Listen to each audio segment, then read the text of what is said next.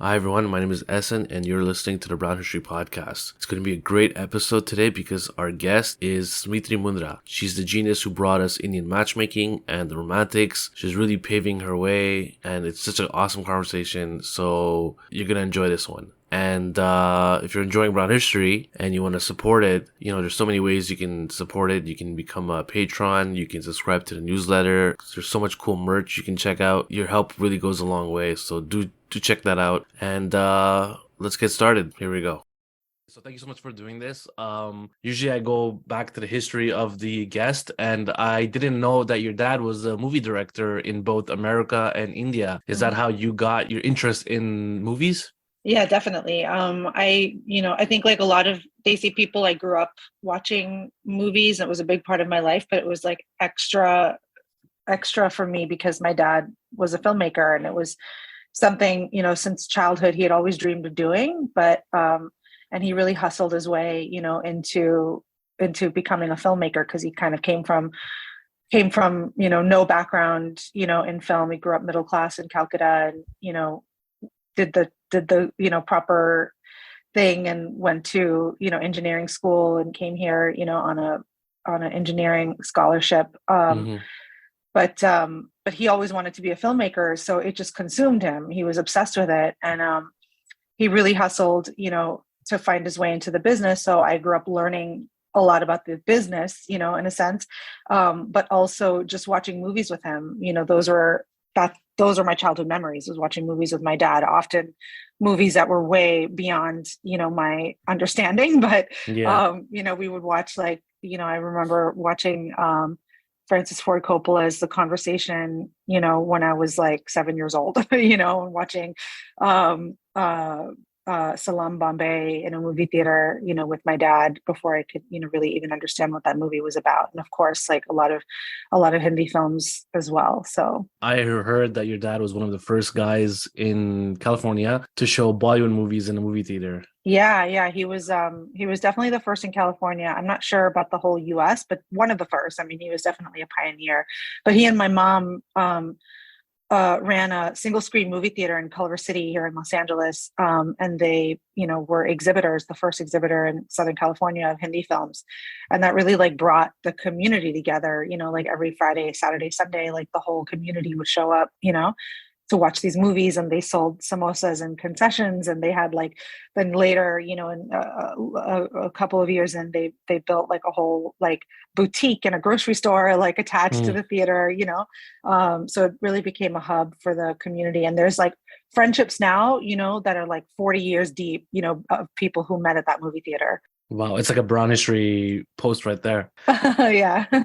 So you started working in movies right away. Like your dad was completely supportive of you. You were on sets doing a bunch of odd jobs, I guess, here and there right away. Oh yeah, definitely. I had like a brief rebellious period where I like did a year stint in advertising, but quickly came back, to films, and because that's just what I grew up with and that's what I always wanted to do. So I started very young. I started working when I was like 12 years old, but that was like in retail. I started working in film like the day after I graduated high school when I was 16. Wow. You worked in movies like Being John Malkovich, like great Mhm. movies from the Coen brothers. That must have been like a crazy experience. Your dad must have been like asking you questions every day Oh after you come yeah. home. Oh yeah, it was crazy because when I remember when I first, so right after high school, I like faxed my resume to every film production company in LA, and I got an internship um at Propaganda Films, RIP, doesn't exist anymore, but I got an internship there, and they had all these like amazing filmmakers, that worked there and were making movies and music videos, commercials, everything. And I would like, my job was to file all the scripts, that would come in, and I would of course like read them and then file them, and then I would would like bring some home and show my dad like all these amazing scripts that I was able to get my hands Wow. on. Yeah, it was pretty great. Did you see any script that like we recognize now? Oh yeah, I mean, I remember okay, I mean, I'm not going to get in trouble for saying any of this now, but I one time I had to because Spike Jones, who I was interning for at the time, was making Being John Malkovich. So Charlie Kaufman, would be in the office a lot, and I had to print out and like collate all of his scripts. He had like, I don't know. I mean, he was so prolific. He probably had like 10 screenplays, and somebody asked me to like print them all out and collate them and put the little things like in old school, And so I made like a set for myself. Mhm. And I still have those scripts. I have like a little script library of all the scripts I stole from that job, hard copies of like all of Charlie Kaufman's scripts. I have like copies of all of the Coen brothers scripts. Um, That is so cool. Stuff that's like that never got produced, stuff that was produced like years later. So Well, yeah. it's interesting that you're reading and working in these scripted movies and film, but you started working documentaries. So I guess this is my question to my real question. So in Mhm. 2020, you went to film school. You graduated from film school, Yeah. and you're done school, and you've got this like nice kind of experience under your belt of doing odd jobs, and you've worked in big movie sets, and you stole scripts, and the world is now your oyster, and you're done school. Do you have a plan or any idea what you want to do? Yeah. So just one point of clarification, I graduated film school in 2009. So 2009. thank you for making me feel younger than I am. I graduated film school in 2009, and I had already like when I went to, I started working really young in the industry, and before I went to film school, I had produced a number of independent films. But I went to film school because I wanted, I wanted to sort of follow my own creative ways as opposed to supporting and servicing like other filmmakers and their visions. And so when I graduated, I made a commitment to myself that I was going to start making a film immediately. Like I didn't want to wait, 5 years, to make a film out of film school. I wanted to make a film immediately. And at that time, it was like this weird gulf. It was just a really weird time because it was after the sort of 90s and early 2000s, like independent film boom that got me into film. So that like golden era was gone. It was Mhm. before streaming really took off. So that golden era was yet to come. So, and it was like the peak of the recession, the Great Recession. So times are And rough. Times are tough. times were tough. And you can imagine, like, especially for a woman of color, who wanted to direct and write, it was even tougher. So Mhm. there was really no like support, for the kinds of stories that I wanted to tell, particularly from my cultural background. Everything was considered too niche. I wasn't really able to get any support, for making a fiction film. So I pivoted to documentary because there's just fewer gatekeepers, there's fewer barriers to entry. If you have access and a great idea, you can like turn a camera on, you can at least start that process. I'm not saying it's that easy, but like, it was just more achievable for me. So that's how I got into nonfiction.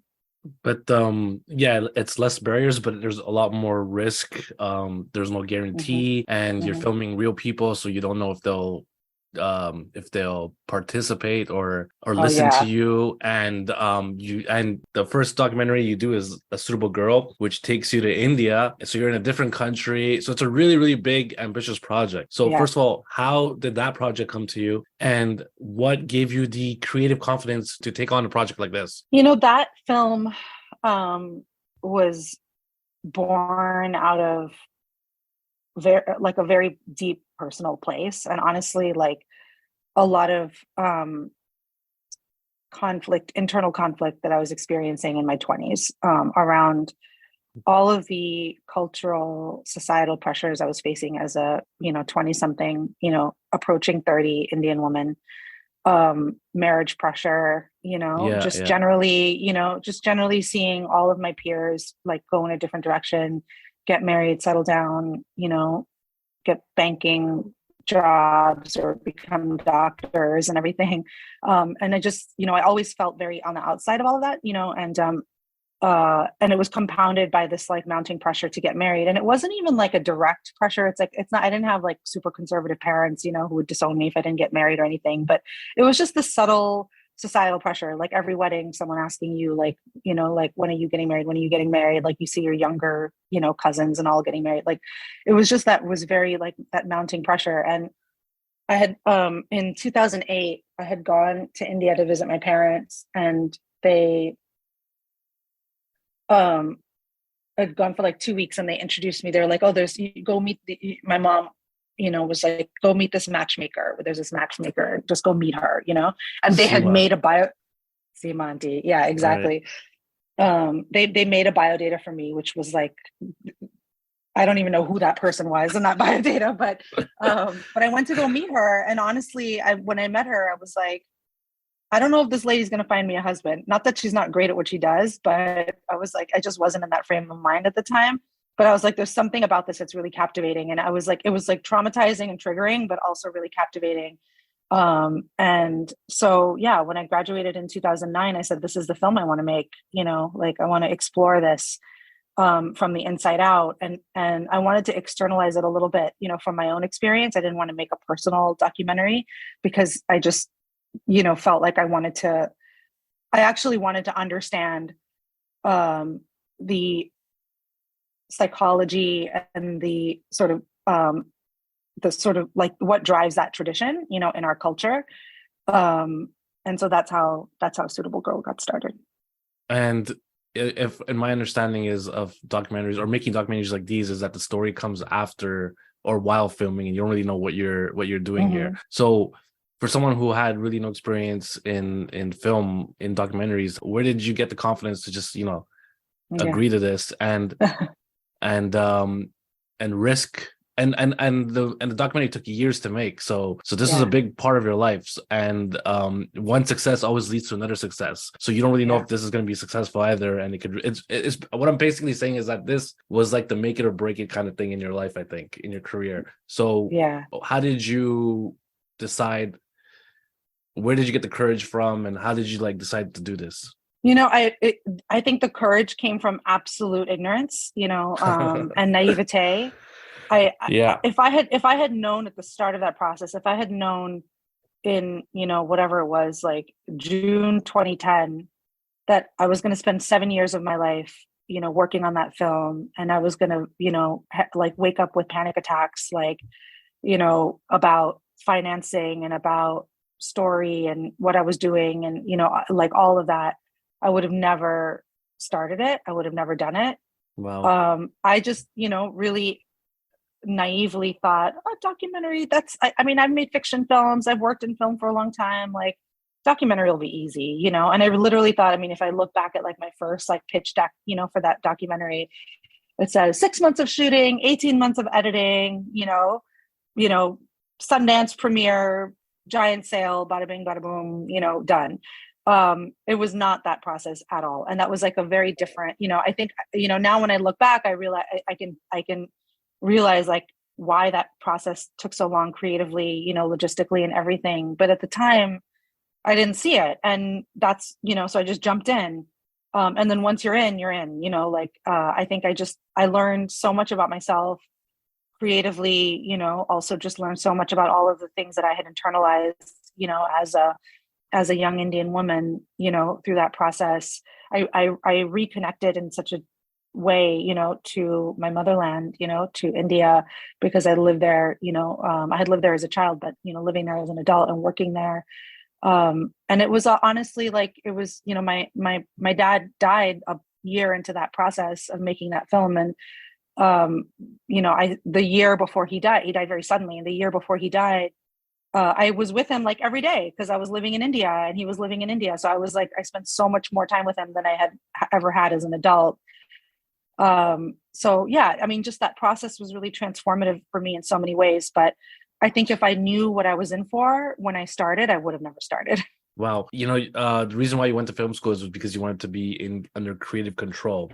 And Mhm. in this documentary, you're both the director and the producer. One Mhm. is kind of like trying to break barriers, and the other one's trying to keep you on the same direction, trying to move you forward. Was it tough doing both jobs at the same time? Yes and no. I mean, I actually think um, uh, being able to do both and think with both sides of my brain like that has been really useful for me. Uh,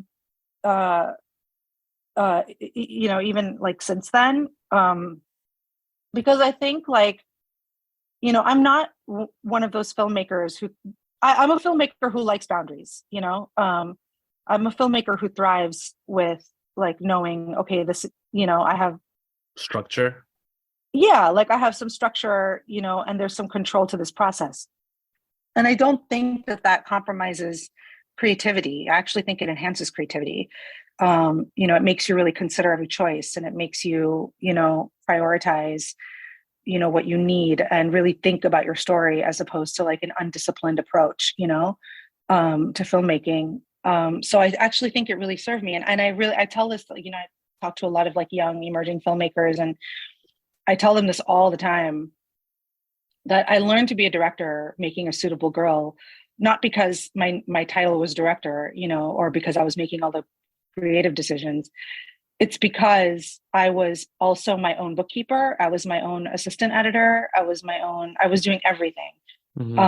And because I had to do everything, I had to every day live with my mistakes every day, especially like in post-production, because I was going through, we just didn't have any money. So it was me, my directing partner, Sarita Khurana, and our editor, Jen Teixeira. It was just three of us, like in that whole process. And I was the AE, I was like going through every frame of footage. I would sit behind Jen, our editor, in her apartment, like where we would edit.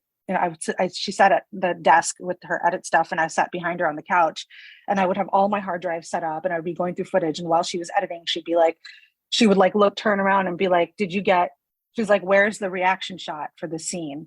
Or like, where are the cutaways for the scene? And I would just like every day it was like this, just I was holding my head in my hands and being like, I didn't get that moment, or I didn't do that.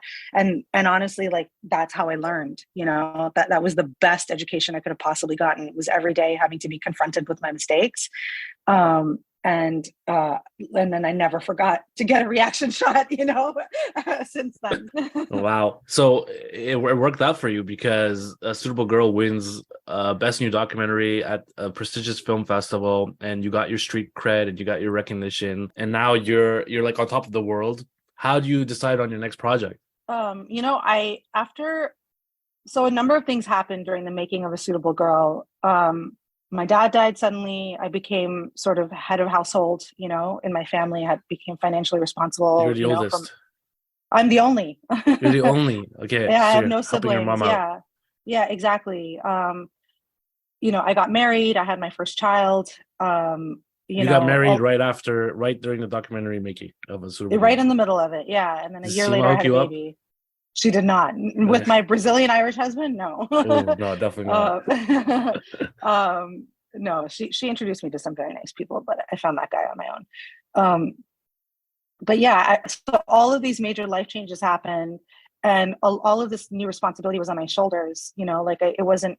When I started A Suitable Girl, I was like, I never thought about. I was totally under the protection of my parents. I had a home to come back to. I only had myself to take care of. And by the time I finished that film, I had a whole ass family. Can I say that? I'm sorry. No, you can. Okay. And I had, I had to figure out how to pay a mortgage and, raise a child and, figure out my career in that. But honestly, I really think that was the best thing that could have happened to me, because one, like those kinds of big life changes, like it just like opened something up in me creatively, and it just made me more focused and driven about the types of stories I wanted to tell, and I was juggling a day job throughout all of that, because obviously like immigrant mindset, I'm like, I have to make sure there's like a check in the mail every month. Yeah. So I had and in fact, I've had a day job until a month ago when I got laid off from my day job. But, so I always had a day job, but I was like, okay, I'm going to spend whatever it is, 6 hours a day, like making a living. And then the rest of the time I have to work 3 times as hard and 3 times as fast as anybody else, to build my career in a meaningful way. And it was just like, I don't know, in the last 5 years since A Suitable Girl, now almost 6 years since A Suitable Girl premiered, it's like been the most thrilling, incredible, creative run, I could have ever imagined. And then I think also I've been very lucky because the sort of market has met me where I want it to be, so not only has like content become global, and there's way more appetite for the types of stories that I want to tell. But also like nonfiction has boomed, as a sector. Like Yeah. so many more documentaries are being made and nonfiction projects are being made. So yeah, it's been really incredible, honestly, these last few years. Also, there's like a wave of South Asians, like a bigger audience of South Oh Asians. yeah, absolutely. Yeah. When a documentary wins, when a documentary like A Suitable Girl gets, critically acclaimed, wins awards, does that mean you get a big paycheck, or it just means that there's potential of a paycheck in your next project? It doesn't come with a big fat check. It comes with a very nice certificate or a statue sometimes. But I will say, we kind of, I think we're all conditioned to be like awards don't matter and it's all about the work and this is all a racket and whatnot. But they do matter. I mean, winning that award at Tribeca was the most validating experience of my life until that point. It was because I had worked at that point. That was 2017. I had worked 20 years in the industry at that point. I started in 1997 when I graduated high school. I had hustled and worked and seen other people, my peers, rise, in that time frame. I had seen my work rejected, my ideas rejected, my emails ignored, for 20 years at that point. Wow. And I had spent 7 years making that one film, and I poured my heart into it. And I remember like right before the premiere, I had a conversation with Sarita, my co-director, and I was like, you know what? I was like, I'm so proud of this film. Every frame in that film was considered. Every frame, I take ownership of every frame of that film, and I said, you know what? I was like, if this has been such a fulfilling experience. It was fucking hard, like not gonna lie. It was really, really hard. Mm-hmm. But I was like, it's been such a fulfilling experience for me that if this is my career, that every 7 years I make a film that I'm really proud of. And I do it slowly. I do it sort of on my own time while I have a day job and while I, put food on the table for my family. But if I can make one film every 7 years that I feel this proud of, and really like feels like this much of my soul is in, I was like, by the time in my lifetime, I can make 6 or 7 like films I'm really proud of. And I'm like, that's an amazing legacy to leave behind, Yeah. that's an amazing body of work. I was like, I'm good with that. That was my plan. And that's still my plan, like if all of this goes away, everything goes away, that's my plan. I'll like, work at Costco because they have great benefits and I'll make one film every 7 years.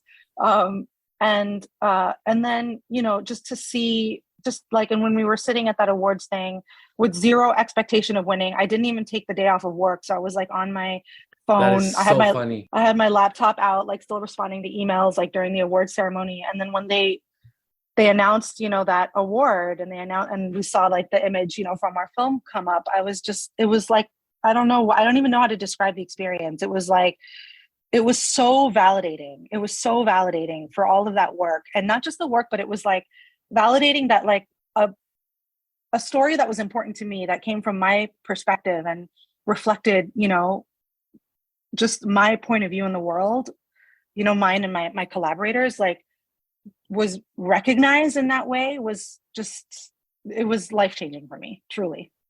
Wow. So what happens when you win the award? Do you get phone calls from big studios? You can do whatever you want.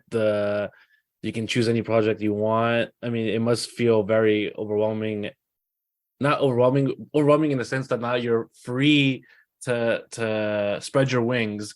Yeah. And now there's so many choices on the table. It must be like, what do I do now? And I must in some sense have to match the success I had with the last one. So there's an expectation from others and a view on you. Yeah. Well, none of those things happened. No big check came. In fact, no one even bought our film, though it had gotten such great reviews. It won that award. Really? No one bought A Suitable Girl. We self-distributed it, which ended up being a great thing. We ended up, I lost count. I stopped counting after 1 million streams, but like well over 1 million people have streamed that movie, just through self-distribution. Like, so, it all ended up fine, but like, there was no big check. There was no great opportunity that came from that necessarily. well, that's not true. And I'll tell you exactly what came from that. It was still a hustle, okay, for after that. But two things happened. Um, I got an email from an executive at Netflix named Bela Bajaria, who had just started at Netflix as the head of unscripted and comedy originals, I think. You fact check me on that title, but she just started at Netflix and she saw I think she like saw something, some announced, probably she saw that the film had, a Suitable Girl had won at Tribeca. And she called me in for a meeting, just a general meeting. And at that time, Netflix was really like staking a claim, like planting a flag in India. And they were really like, we want to do more content for an Indian audience. So I was like, I went to that meeting thinking she's going to want to buy a Suitable Girl. Amazing, didn't happen. She's like, and she tried, she's like sent it to the docs team, blah, blah, blah. And she's like, I don't really buy in that category at Netflix, but like, I'll send it around everywhere and maybe they'll want it. Netflix rejected that film like 4 times. But I told Bela in that meeting, I said, there's another thing here. Like, A Suitable Girl is an independent documentary. It's about essentially the journeys of these 3 young women, as they sort of grapple with this idea of marriage. But I was like, there's another thing that we didn't really explore in the docu-series that I saw when I had that first meeting with Seema as her client. I was like, there is a totally different tone of a show here that's just about her and her clients around the world and like how she juggles, their demands and their parents' demands and like her business and all of that. And I had put together, I'd actually like before we even started making A Suitable Girl, I had like shot a little sizzle reel for Indian Matchmaking and I pitched it around and I had no taker. So I had that like, at that point, it was like 8 years old, this like thing I cut on iMovie, sizzle reel for Indian Matchmaking. And I played it for her in the room and she was like, we're doing it. Let's do this show.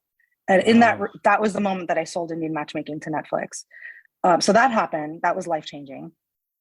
What year was this? This was 2018. And yeah, so that was when that process started. This was like, I think late 2017 or early 2018, something like that. Okay. And then in 2019, I had a meeting, just a general, one of those water bottle tour general meetings with YRF Entertainment in LA. So it's the sort of LA office of Yash Raj Films.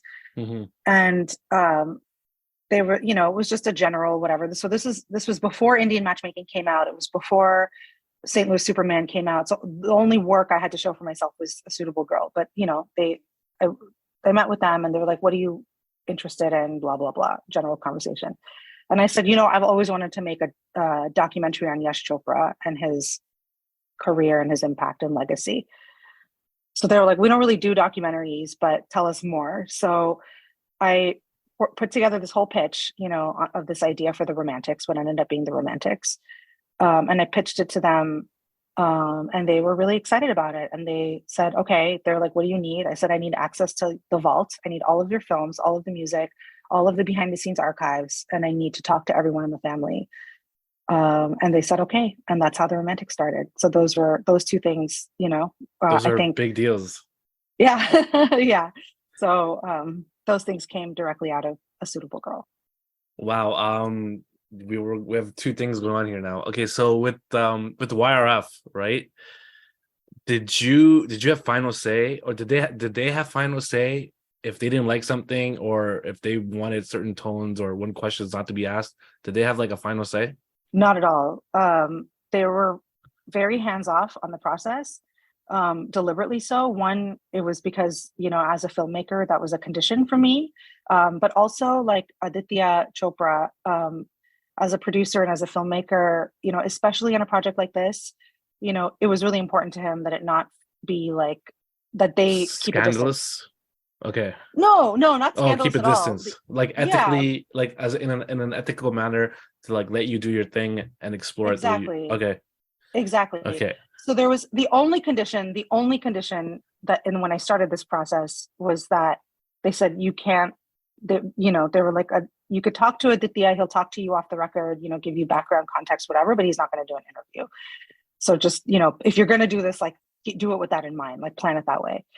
And then I basically convinced him to at least let me film an interview with him for his archives. I said, I know you don't want to be in the docu-series, but I'm like, I'm here with my crew. We're interviewing all these people. Like, let me at least interview you on camera. And then like, you keep the hard drive, like, and lock it in a vault somewhere, if you want. This was a trick this is like a trick you were trying to, okay, I got you. Yeah, exactly. So then he agreed to that. So didn't sign a release or anything. And then I just started editing that interview into the series. So that was the only thing that I needed his approval, because I didn't, I kind of like did this bait and switch thing with the interview. So then we had, spent like almost a year editing at that point. And I just like told my editors, like, let's just start cutting him into the series and then let's just show him, So we did that. And then when I showed it to him, then he was like, oh, okay. He's like, I see how, I kind of see it now, so thankfully he let us use it, but that was the only thing. But even when I interviewed him, there was no, like, you could talk about this, you can't talk about this. There were no conditions whatsoever for anyone in the family or anyone that I talked to.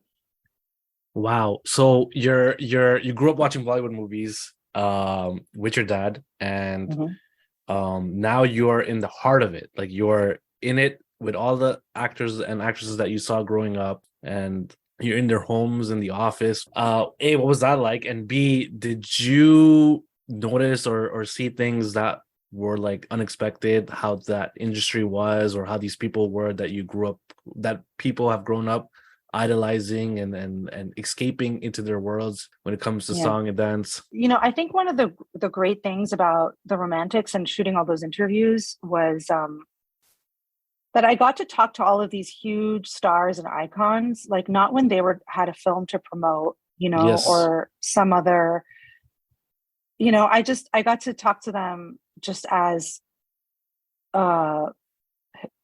historians in a sense, to talk to them about the sort of the breadth of their careers, but also like as fans.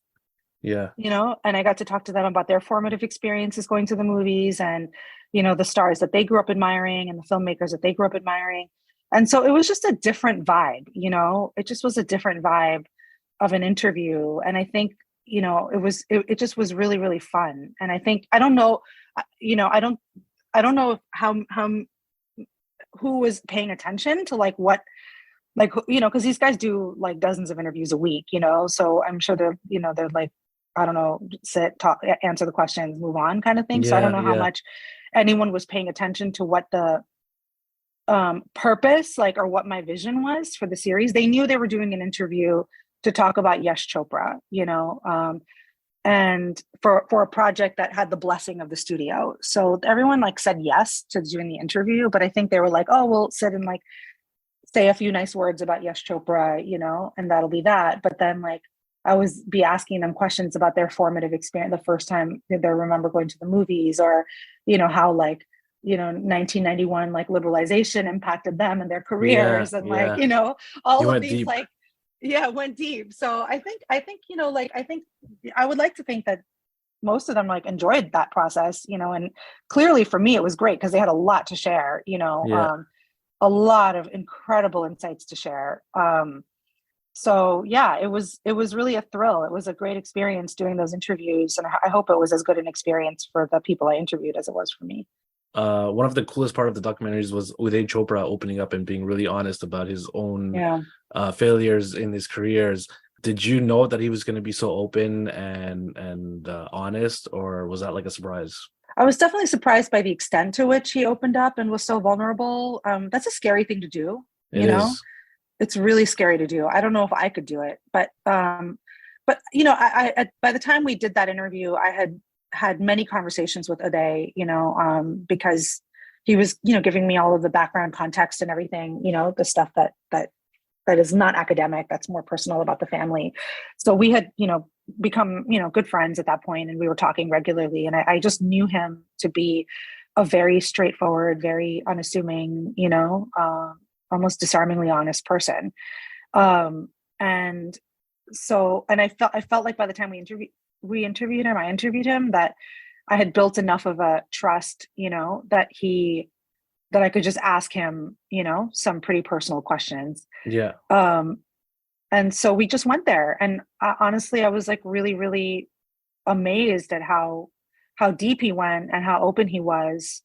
Um, yeah, I really appreciated it. One of the topics that you discuss in the documentary is nepotism, and I Mhm. wanted to know what were your thoughts. Mhm.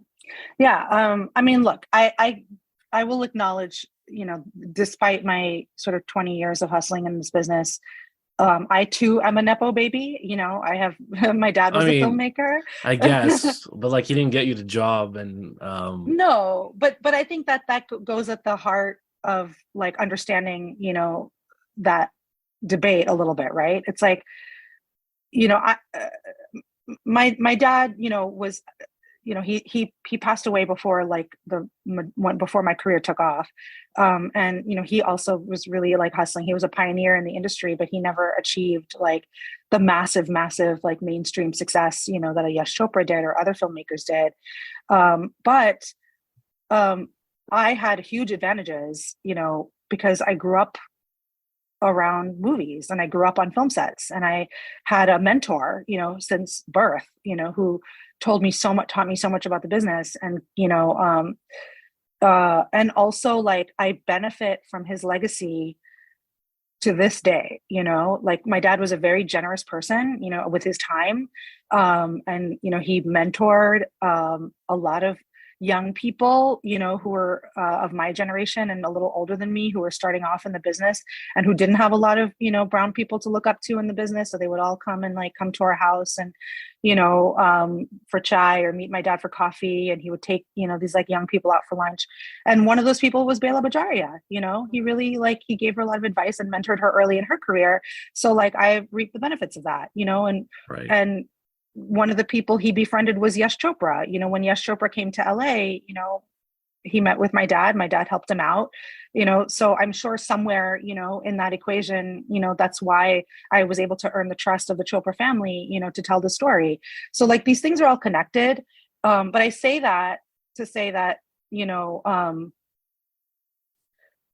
uh, this idea of nepotism or people having advantages, over others is everywhere. It's like, it's been there since the dawn of time. It exists in every industry all over the world.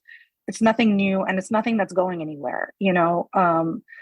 Uh, I think, that it just becomes a flashpoint, um, or a lightning rod, I should say, in entertainment, because entertainment feels like such an impenetrable bubble, Hmm. and it's glamorous, and it comes with a lot of privileges, and a lot of money and access, and things like that. So I think when you see people who have such clear advantages be able to compound those advantages, and build careers, and you see others, who are never, given really a chance, that's incredibly frustrating. And so I understand where the sort of backlash, against that comes from. And I honestly do think that it's very visible in entertainment businesses, and not just in, the Hindi film industry, or in, in India, but it's in Hollywood too, like it's everywhere. Hmm. Um, so it's very visible, but it's also like kind of egregious a lot of the times, it's not just like okay, I have some advantages because my family has advantages. It's that, I'm going to exalt you, or I'm going to give you a chance because of your family name, and I'm going to prioritize you because of your family name. I 100% think that happens. Now, I think that, practically speaking, the best thing we can do is to have an awareness about it. And those of us, who have had advantages, be aware of it, be self-aware, um, and then leverage those advantages to widen the circle, for others. Um, and I think, like, to a large extent, Yash Raj Films has done that. They've been very deliberate about seeking out, and launching newcomers, people who without a lot of, with no background in the industry, no, connections and whatnot. And they're doing that more. They were very much on the forefront of this whole idea of like the casting office in India, which is proliferated, tremendously in the last, like, I would even say like 5 to 6 years. So we're edging slowly at, like inching towards a meritocracy, but we're very far from it. And I think with Aditya and his comments about nepotism, what I appreciate about them is that his self-awareness of the advantages that he's had, and his efforts to look beyond just his own social circle, his own, connections, to find new people to bring into the industry and to open up the industry for others. But what I think, maybe is a blind spot or a thing that he didn't adequately comment on is the fact that yes, it's true that an audience is the one that ultimately decides, but it's insiders who decide who gets opportunity after opportunity, so while a person without inside connections may have, if they're lucky, one shot, if you like your first film, you're launched and it flops, you're out and it's over. An insider might get chance after chance, so, I think that's an aspect of it that can't be denied or ignored. But I think, nepotism, or this idea of nepotism or privilege or whatever it's not going to disappear because people are shouting about it on Twitter.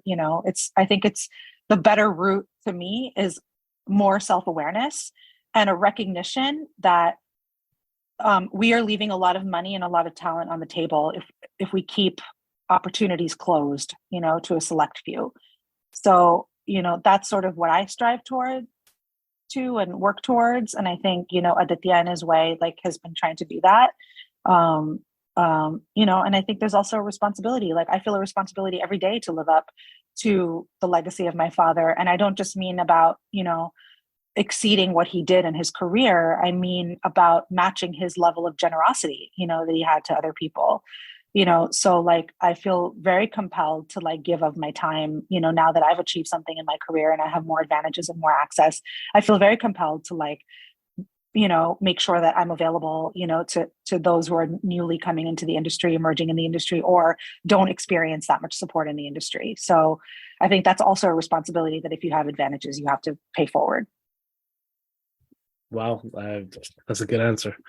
Let's move on to Indian matchmaking. Okay.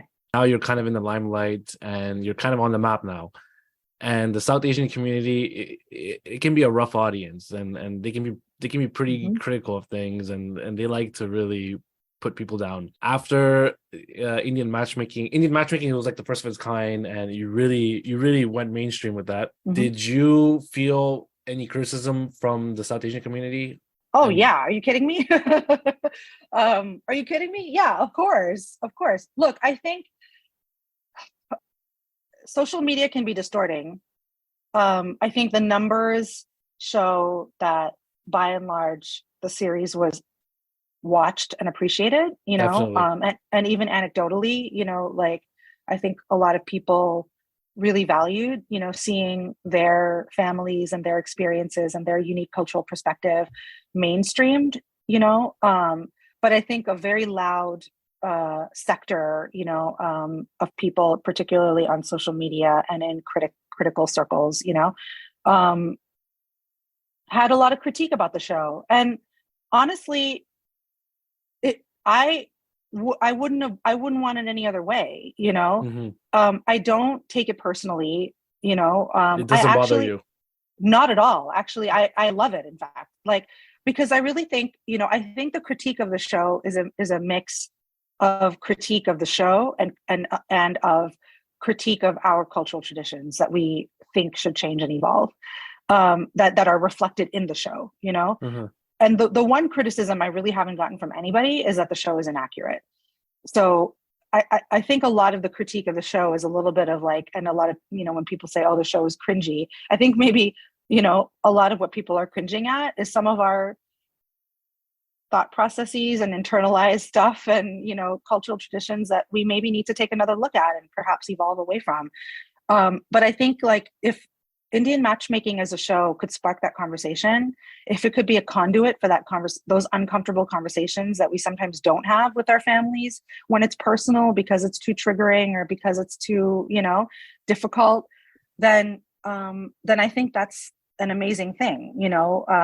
That's how we shift culture. Actually, we don't shift culture just by a show becoming a hit. We shift culture because of the conversations that show sparks, and the changes it impacts, within our own communities, within our own households, even.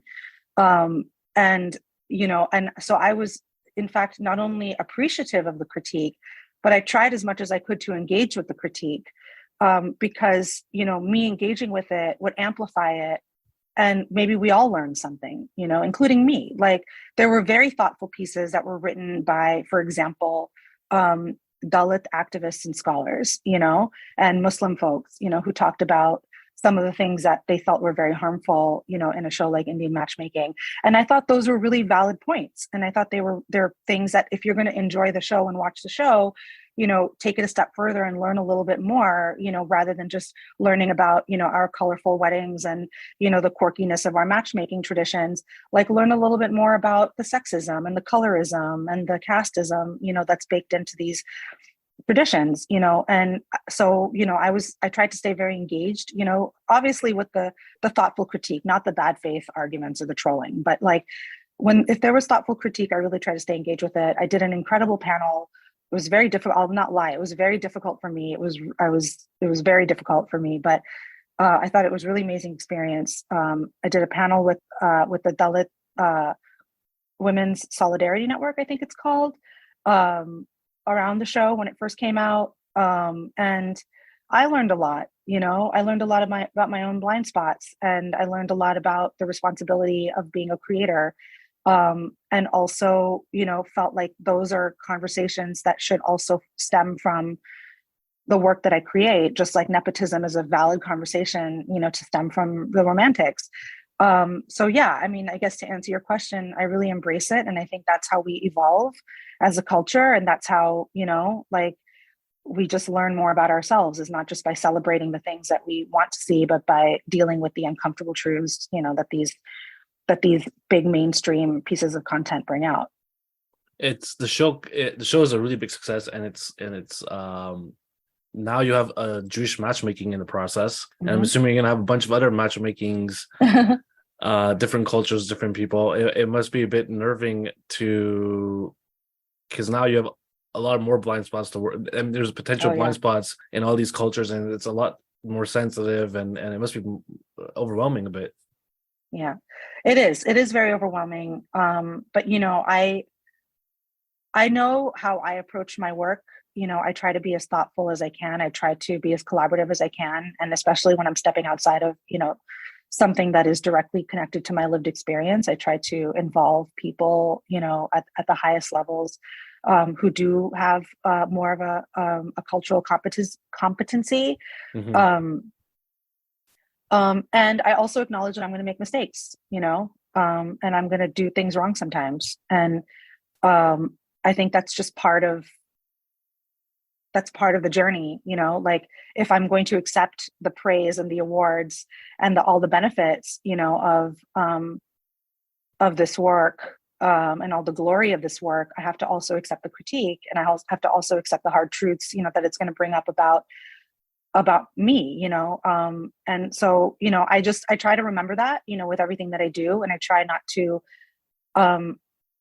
take critique personally, and try to instead, learn from it and grow from it, and compartmentalize it to an extent. So, so yeah, I think, for sure, I'm going to make stuff that's going to flop and people are going to think is terrible. I'm going to make stuff that's going to, it's going to make people angry. I'm going to get it wrong sometimes.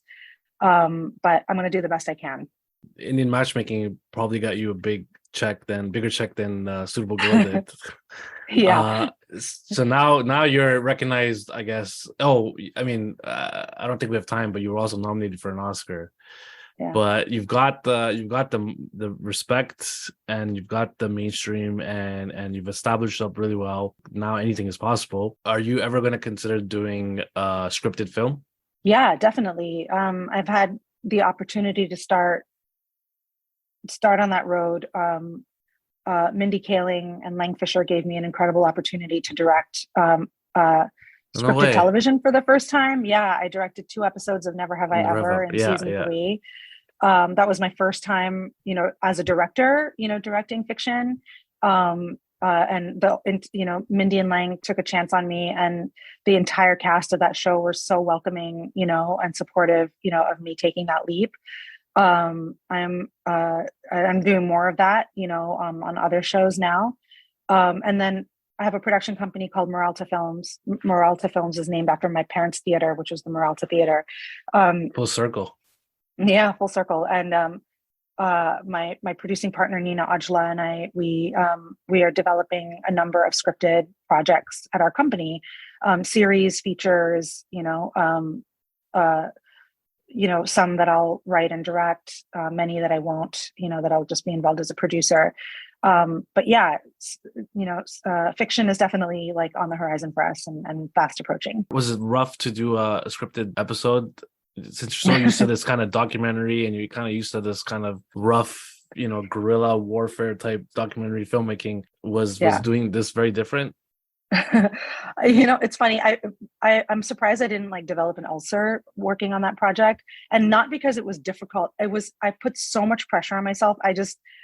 It was a big deal for me, to be able to do that. And it's for me, it's really, really important to like always deliver, like, especially when someone's taking a chance on me, to not disappoint and to always deliver.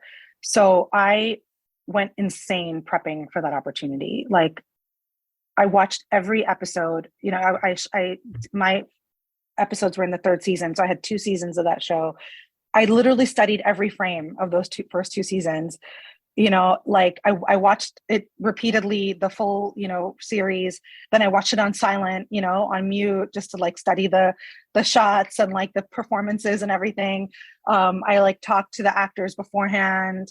I talked to a bunch of, other television directors who had a lot of experience about, how to approach things.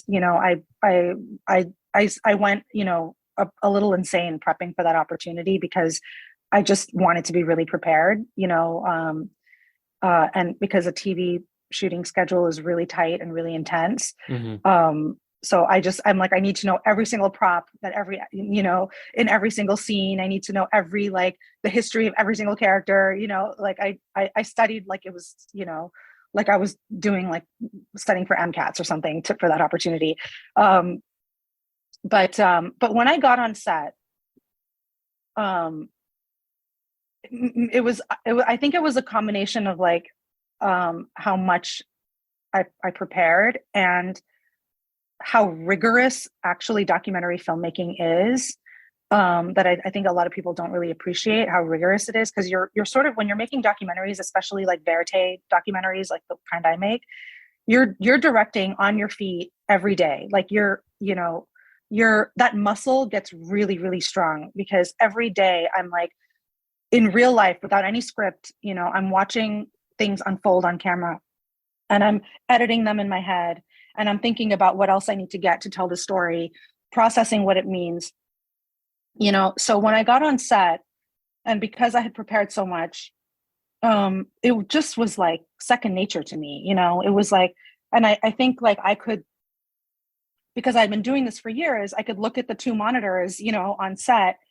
And if we were running short of time, I knew exactly like, okay, I can cut these shots, or I can combine these shots, to get what I need. Or, I could, I can maybe help this actor, like, dig it a little deeper into their performance, because, I don't know, it just like, it really prepared me, and it's like documentary filmmaking is very collaborative by nature. And so is television directing, so I kind of, it was like a fish to water. I really enjoyed the experience, and I felt very confident, and I think this is also because like the cast was so, like, they made me feel, and the crew, like, they made me feel so confident, but I felt really confident doing it. Now let's see, I'm about to do it again for the second time. So hopefully I don't Same fall flat show? on my face.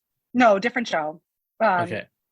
I can't share. I don't think I'm supposed to share, but it'll be evident soon. Did you have any advice for young people who are trying to get into the film industry or want to do something Yeah. badass like what you did? Well, yeah, one piece of advice would be that don't forget, like, don't just look at sort of the end result of my career or like the current state of my career and aspire to that. Like, remember that I grinded out for 20 years before I got my before I had my very first breakthrough, in my career. It took a long time, a long time. Um, and so don't give up. Hmm. And remember that it's a lot of grinding. Like, I know we kind of, have this tendency to look at the end results of things, and point at that and say, that's what I want and that's what I deserve. But we don't hear about the failures. We don't hear about all the hard work that goes into it, all of the risks that are taken. So just, the advice that was given to me and that I always try to follow is that, humble yourself, do the hard work, and remember that, like, my anecdote about how, like, I really felt like I learned how to be a director because I was my own assistant editor on my first film. And I was doing grunt work, like that probably like someone out of college should have been doing. But that's how I learned. And I think, like, don't be afraid, like, the building blocks to becoming great at what you do are in the grunt work. It's in the totally unglamorous, the totally mundane, boring shit, that you have to do day in and day out. Like, I learned how to be a producer because I had to file every single piece of paper in that office. And as I was filing, I would read every contract and every script, and I would come in on the weekends and, like, this was before IMDb. There was this thing called Studio System, and I would come in on the weekends and, like, sit in that office and, like, just go through Studio System and try to learn all the names and all the connections. Like, that's the hustle, and then eventually those little things, like, add up, to, like, great breakthroughs, not only in terms of opportunities, but also, in terms of your preparedness, your readiness for the opportunities that come and really being able to seize on them. So don't be afraid of the grunt work, I would say. Awesome. That's the time. Thank you so much for doing this. This was such a great conversation, and I can't wait to see your new works coming out. Thank you so much. This is great. And honestly, thank you so much for everything that you do. It's like Please, such an no, don't, amazing don't. contribution. No, no, no. I got to say it. I got to say it. It's like, and don't cut this out either. Like, what you do is an incredible contribution, that, every time, when I see a new post on Brown history, like, I feel inspired. I feel reconnected, to my roots. I learned something. I feel excited about being Brown. So thank you so much, for what you do. It's really Thank you. invaluable. You're very kind. Thank you so much. Awesome. And This I should buy be. all your merch too. I have more posters than I have You walls. have posters. I buy literally, I don't have any walls because we're, like, between offices. So I don't have any walls to put all the posters on, but one day when I have, like, a gigantic palatial compound No somewhere, way. it's That's going to be all Brown crazy. history posters. Oh my Yeah. God.